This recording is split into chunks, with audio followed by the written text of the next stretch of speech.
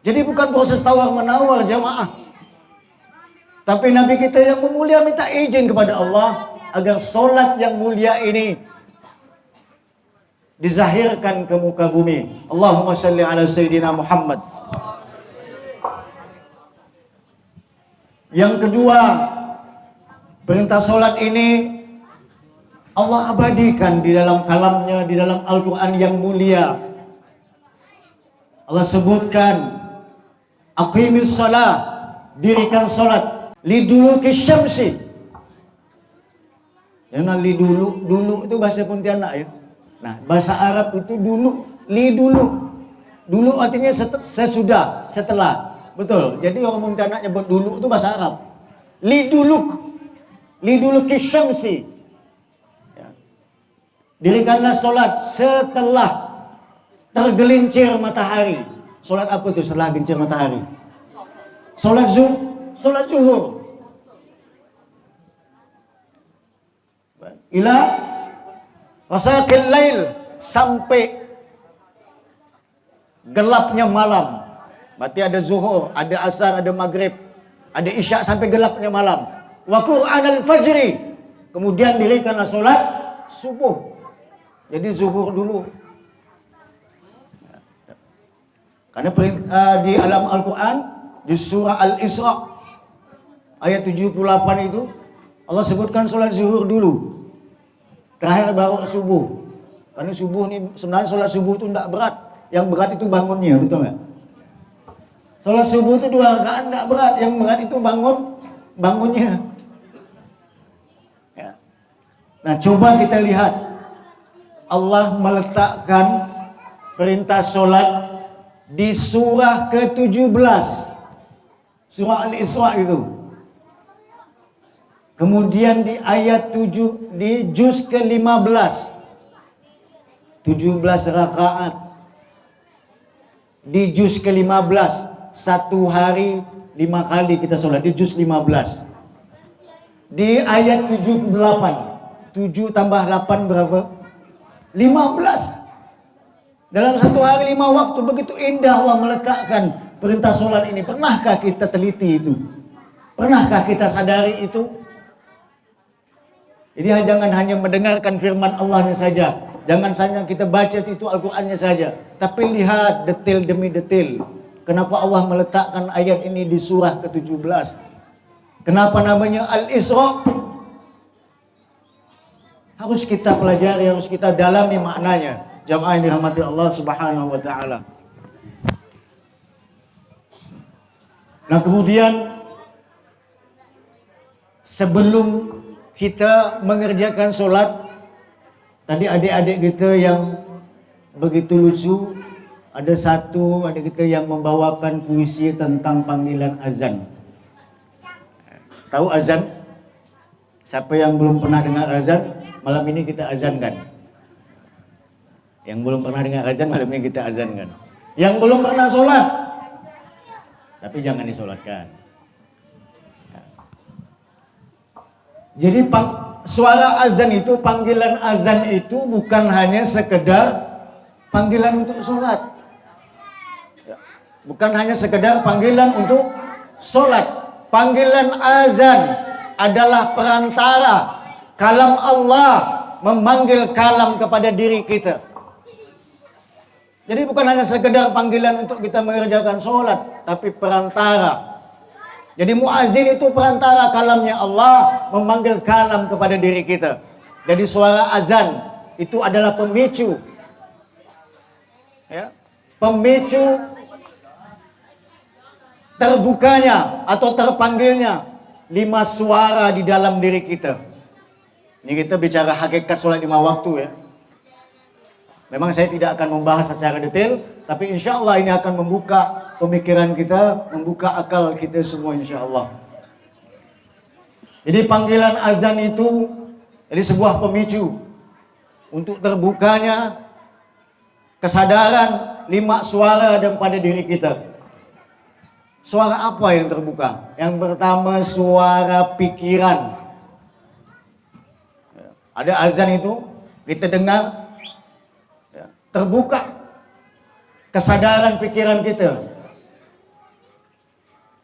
Ya, solat zuhur, panggilan solat zuhur itu letaknya pada untuk memanggil kesadaran suara yang ada di pikiran kita. Panggilan pada saat solat asar itu adalah panggilan untuk membuka perasaan kita. Ada 5 ini. Yang ketiga, pada saat panggilan solat maghrib, Allahu Akbar, Allahu Akbar.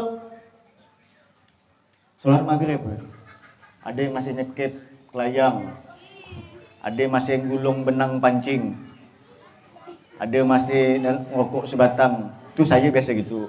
Saya nak nyebutkan jamaah. Nanti bilang saya orang suci juga. Ada yang masih neguk kopi. Oh, masih hayya ala sholat.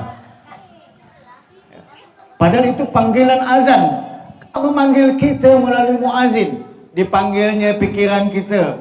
Dipanggilnya perasaan kita. Dipanggilnya kalam kita ini dipanggilnya. Dipanggilnya nurani kita, jiwa kita. Dan dipanggilnya hati kita. Pada saat sholat isya, panggil sholat isya, dipanggilnya jiwa kita. Di saat sholat subuh, dipanggilnya suara hati kita. Nah, kadang kita ini tidak sadar. Jadi panggilan azan ini harusnya pertama membuka pikiran, membuka kalam, memicu. Jadi kalau bicara kalam ini kan, kalau kita bicara hakikat sederhananya, kalam ini kan artinya bicara. Ingatkah kita waktu kita masih bayi baru lahir, kalam inilah yang membuat kita bisa jadi bicara.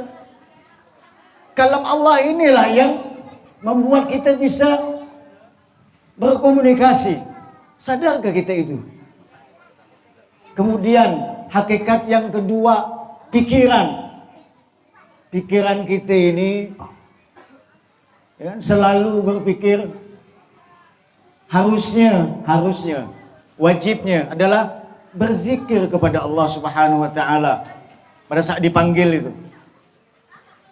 Allahu Akbar, Allahu Akbar, Allahu Akbar, Allahu Akbar. Kalam kita ini ikut berzikir. Ya. Kemudian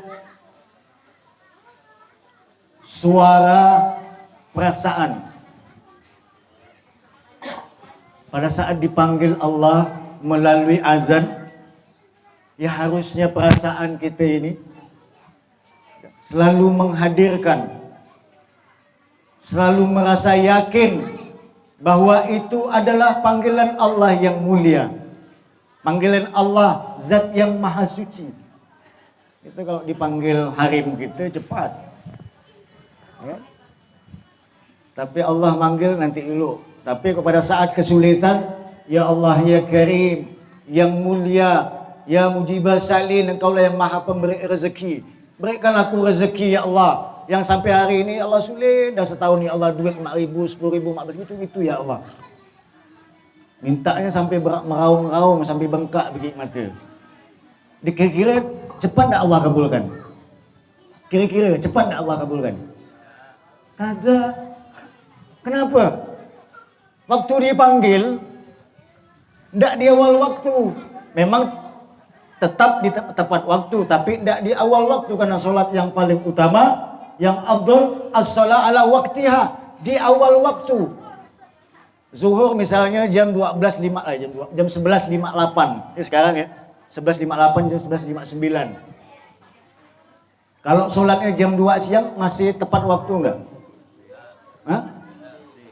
Masih tepat waktu, tapi tidak di awal waktu. Jangan salah persepsi itu.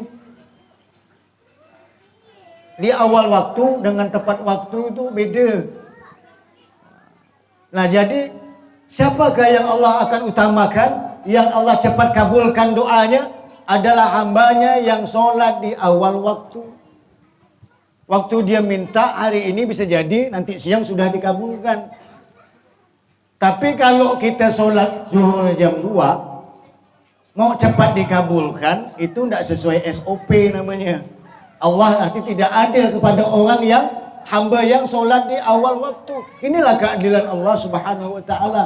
Nanti dulu John, ente sholat zuhur jam 2, nanti saya kabulkan nanti seminggu lagi. Gitu harusnya. Maka perasaan kita ini kepada Allah Subhanahu wa taala jangan berburuk sangka, sesuai dengan perbuatan kita sendiri. Tidak marah saya ini ya.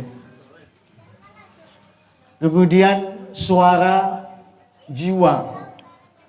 Jiwa ini kadang panggilan jiwa ini selalu kita abaikan. Panggilan jiwa ini selalu kita abaikan. Kita selalu mementingkan kepentingan dunia yang memang kita harus netral. Dalam berpikir itu harus netral. Netral apa maksudnya? Tidak cinta dunia, tapi tidak pula benci kepada dunia. Jangan sebut kita dilarang cinta dunia, tapi benci dengan dunia. Ente itu hidup di dunia, macam mana mau benci kepada dunia? Jadi harus netral. Jangan mentang-mentang sudah belajar tasawuf, belajar ma'rifatullah, lalu solatnya pakai tarik nafas, pakai ingat je. Itu namanya ma'rifatullah ekstrim. Berarti tidak beradab kepada Nabi Muhammad sallallahu alaihi wasallam yang menghadap Allah untuk meminta izin kepada Allah agar solat itu dizahirkan di muka bumi ini. Ente umat Nabi siapa? Ingat bahwa solat subuh ini adalah solatnya Nabi Adam alaihissalam. Solat zuhur itu solatnya siapa? Nabi siapa? Solat Nabi Daud alaihissalam dan seterusnya. Solat asar, solatnya Nabi Sulaiman. Solat maghrib, solat Nabi Yakub. Solat isya, solat solat maghrib, solat Nabi Isa alaihissalam. Solat isya, solatnya Nabi Yakub alaihissalam. Jadi Nabi Muhammad sallallahu alaihi wasallam itu ngikuti datuk nenek moyangnya. Sekarang kan banyak paham yang gila nih Pak, betul nggak Pak? Tak boleh ikut nenek moyang kata dia. Nabi Muhammad kita yang mulia itu solatnya ngikut Nabi Adam, ikut Nabi Daud. Lalu kita tak boleh pula ikut nenek moyang. Jadi nenek moyang kau itu siapa? Yang kau ikut. Nah ini hati-hati. Maka mudah-mudahan kita terbuka dengan tema hakikat solat 5 waktu ini. Umat Nabi Muhammad kita terbuka cara berpikir kita. Ya, sehingga kita tidak ficik dalam beragama, tidak ficik melihat hukum-hukum Allah Subhanahu wa taala. Allah itu tidak memberatkan umatnya, tidak memberatkan hambanya. Ini baru di panggilan azan. Kemudian setelah azan itu ada iqamah atau qomat. Orang Pontianak bilang qomat. Kalau kue itu namanya gamat. Gamat ya tahu. Gamat ni kue legend. Kue legend ya Pak ya. Gamat, tahu kue gamat? Mario tahu tak kue gamat? Belum lahir. Jadi namanya iqamah. Iqamah ini secara syariat aba-aba untuk segera kita melaksanakan solat berjamaah. Itu qomat ya.